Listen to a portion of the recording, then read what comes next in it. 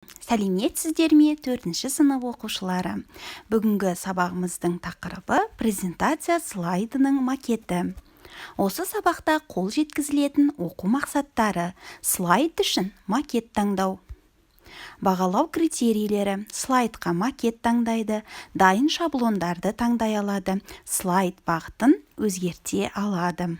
Оқушылар, енді презентацияның макетін жасап көрейік. Ол үшін бас мәзірге барамыз.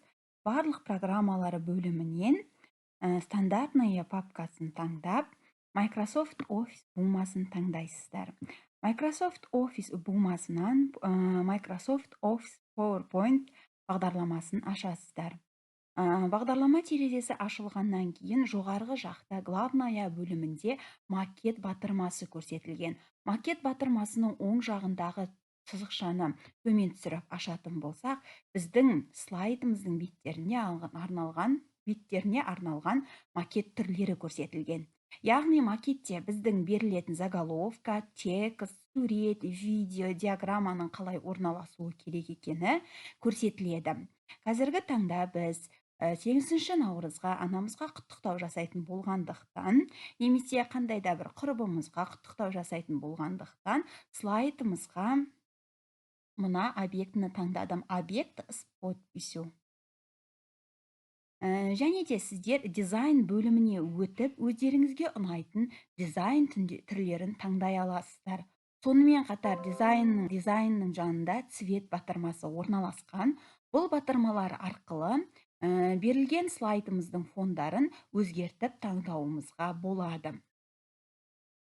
Маған қазір керекті слайдтың шаблоны. Яғни біздегі бұл жерде заголовка жеріне өзімізге керекті мәтінді жазуымызға болады. Қазіргі кезде 8 наурыз деген мәтінді жазамыз. Және главная бөлімде берілген мәтінді белгілеу арқылы мәтіннің түсін өзгерте аламыз. Және де оларды қисайтып, қалыңдатып, астын сызу арқылы көркемдей аламыз. Сонымен бірге мәтініміздің көлемін үлкейтеміз. Және де мәтін түрлерін таңдауымызға да болады.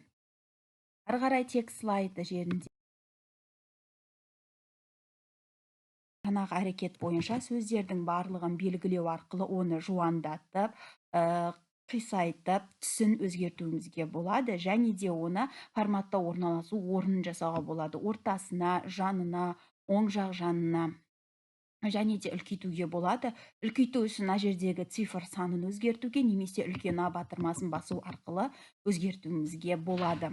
PowerPoint бағдарламасында кез келген мәтінді белгілеу үшін Ctrl-A батырмасын бассақ жеткілікті, немесе тінтуірдің оң жағын басу арқылы мышканы жылжытумен белгілей аламыз. Және мына жерге сурет қоюымызға болады. Суретті кез келген браузер көмегі арқылы өзімізге сақтап аламыз. Картинка 8 наурыз деп жазып, картинка бөліміне өтіп, өзімізге ұнаған картинканы таңдау арқылы сохранить как батырмасының көмегімен суретті сақтап аламыз керекті жерімізге. Мысалға, мен загрузки бөліміне сақтадым және названиясын 8 наурыз деп бердім.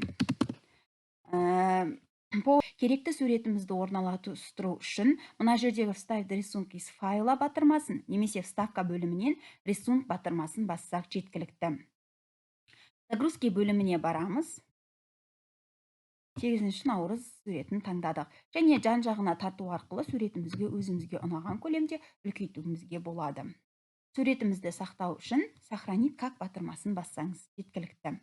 Керекті орынды таңдаймыз. 8 наурыз және сохранить. Тапсырма: оқулықта 95 беттегі ой бөлісейік тапсырмасы. Оқушылар, бүгінгі сабағымыз аяқталды. Сау болыңыздар.